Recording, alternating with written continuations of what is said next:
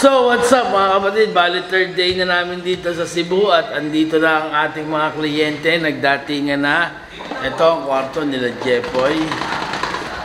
So, nagpa-set up kami dito sa Oyo Hotel ng Salamat pala sa Oyo Hotel dahil sinet up kami ng mini bar dito na gagawa namin.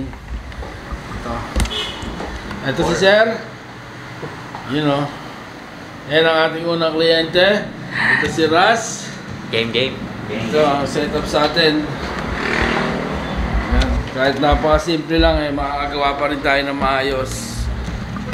Simple setup pero makakagawa tayo ng maayos. Ayun ang importante. So kita-kits tayo mamaya.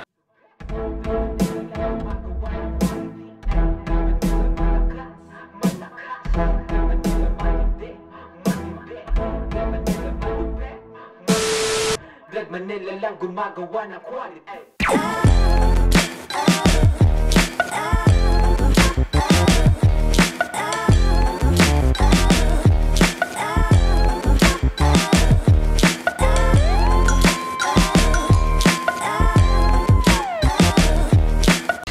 So yun, bali ngayong araw na ito, dito kami sa Cebu nga at ipapaliwanag namin ang wrap binding sa inyo.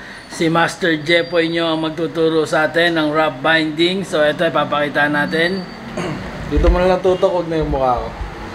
Dito ba? Ito ba yung wrap binding natin? Ito. Wrap binding. Para saan at kailan siya dapat gamitin? Paano mo siya i-apply? Kung nga, ito, nakabit mo na extension sa natural threads. Tapos, medyo manipis pa siya. Tapos, kailangan niya pa ng structure para mabuo siya. So, kukuha ka ngayon ng buhok na kakrampol mo ng ganyan. Saan galing yan? Putang ano? Dito. Inipit ko lang. Kala ko kung saan galing yan. Tapos, ang gagawin mo sa kanya, papayakap mo lang siya ng ganyan. Ayan pa yung tinatawag na wrap binding. Ito yung wrap binding. Yan, yung tinatawag na wrap binding. Kaya yung iba kasi nagugulan, ano yung binding na yan? Maraming klase ng binding. May blind binding, bindingan, banding, pa-cellphone habang gumagawa. Ito yung wrap binding. So, magbibigay siya ng structure para mas naging solid yung dreadlocks mo, o yung ginagawa mong dreadlocks. Tapos, mas madali na siyang tahiin, ayun, i-finish, palinisin. Yan.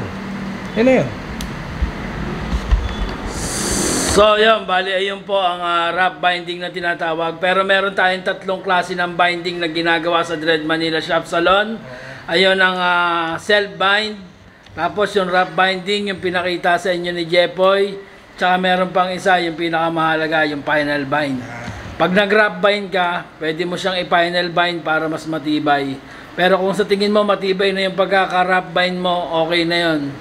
So nasa sa iyo kung gusto mo talaga ng quality. Pero kami, wala kami pinapaligtas sa tatlo na yon. Kailangan gawin namin yon sa isang buong strands para talagang solid na solid. Wala shortcut. Ayun, kailangan talaga wala shortcut sa paggawa ng dreads. Di baling matagal. Basta solid ang gawa. Ayos yon mga kapatid. So what's up mga kapatid? Bali, tapos na kami. Ito, tinatanggalan na lang to ng Sanrio. Tapos etong si Sir ay tawag dito, treatment na lang. Tapos ito, sunod na ito, iti-treatment na. Mga brad pala to. So shoutout dyan sa mga kapatid namin Triskelion. Mabuhay kayo. So kita-kits ulit mamaya. Papakitaan natin yung finished product natin dito.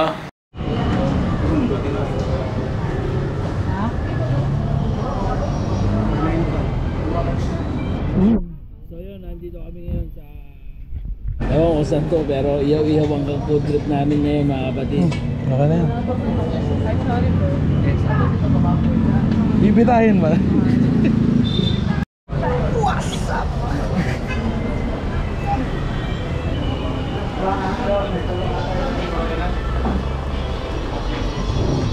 So yun, bali nandito kami sa ihaw-ihaw dito sa may Cebu City ba no? Cebu City pa rin, may Mandawi City. Mandawi.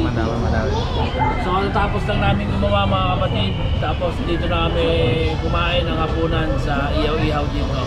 Mukha namang masarap kasi masyadong maraming kumakain. So tikman natin maya-maya.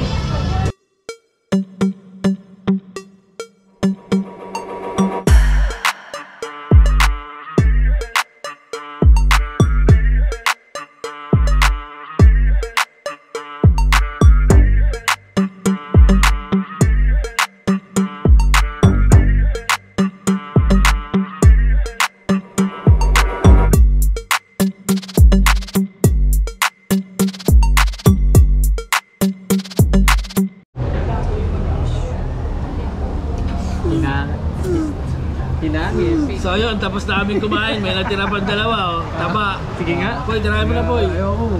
Una ka na. Sige yan, bossing. Reserve ako upuan doon. Nakahilo na ang puta. Sumabigat pa kang pawis.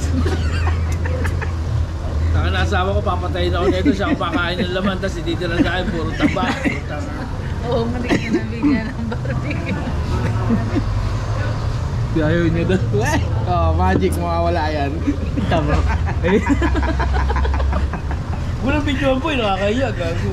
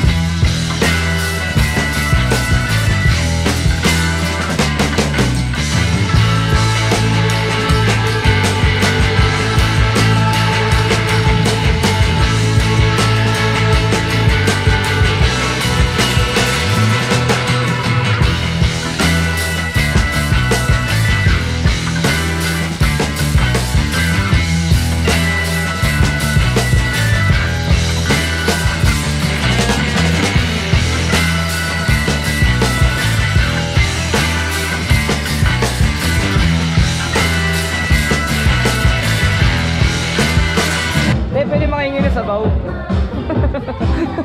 Sige ba? Kaya tinutuwa mo sa mukha.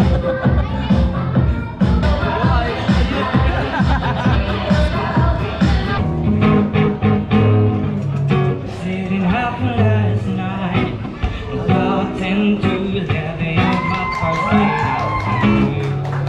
Standing in line into cloud 777 airports, just like that ring comes. Kakain pa lang naman yan. Gago, hindi Sitting yan. in the right place at the right time. When you need a girl, gotta stick around. 'Cause you're my pretty little girl who made me a fool in love. Ang galing mo, Andoy. Ang galing.